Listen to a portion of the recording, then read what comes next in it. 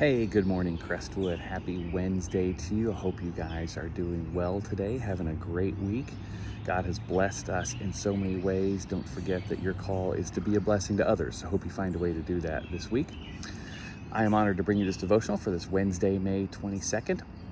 So I decided to sit outside today and enjoy God's creation for this devotional. And it got me thinking about our relationship to creation and what Scripture calls us to do and what we actually do.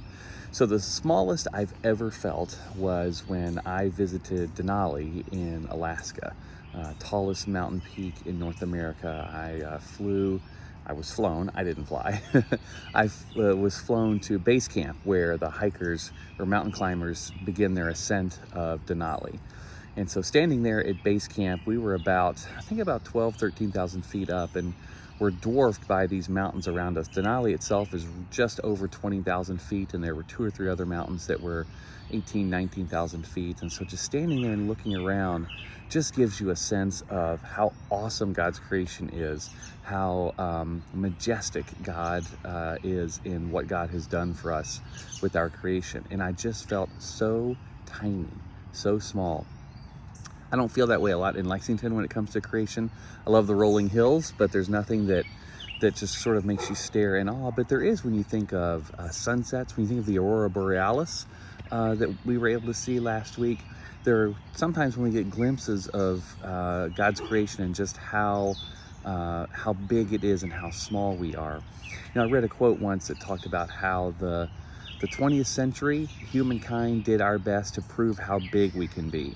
When you think of everything that was built, everything that was invented, the wars that were undertaken, this author said, we spent the 20th century proving how big we are. He said, the challenge for the 21st century is to try to make ourselves smaller so that we can fit back into our planet.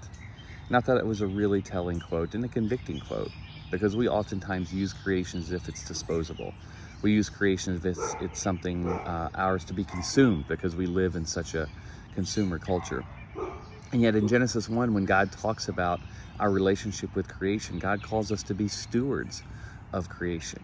Now, some of the translations have some problematic language like dominion over creation, or we are to subdue creation.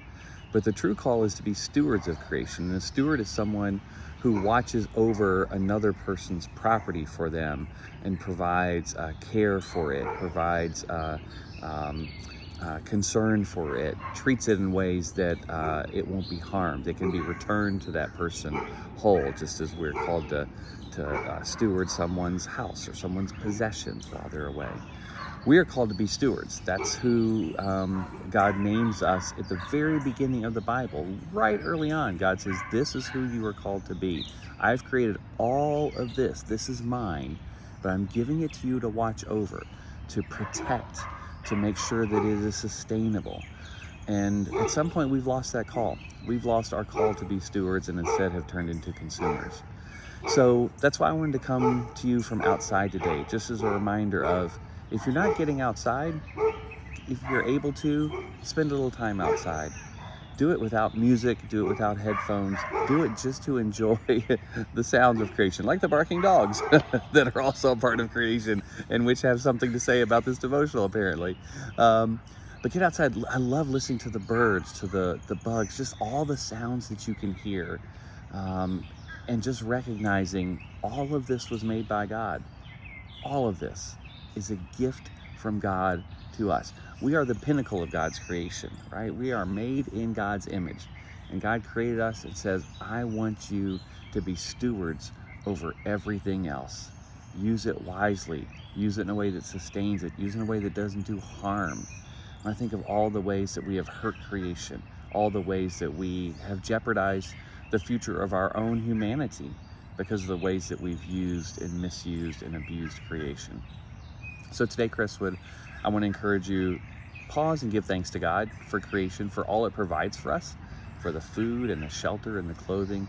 Stop and give thanks for nature, for all the ways it awes us and inspires us with its colors and its textures and its smells and its sounds. Just pause and reflect on the fact that God made all of this. It is such an amazing gift.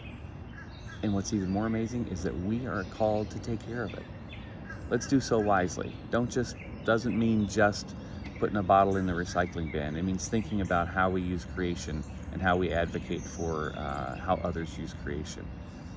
The Lord made all of this and gave it to us to steward. Let's do so wisely and faithfully. God bless you, Crestwood.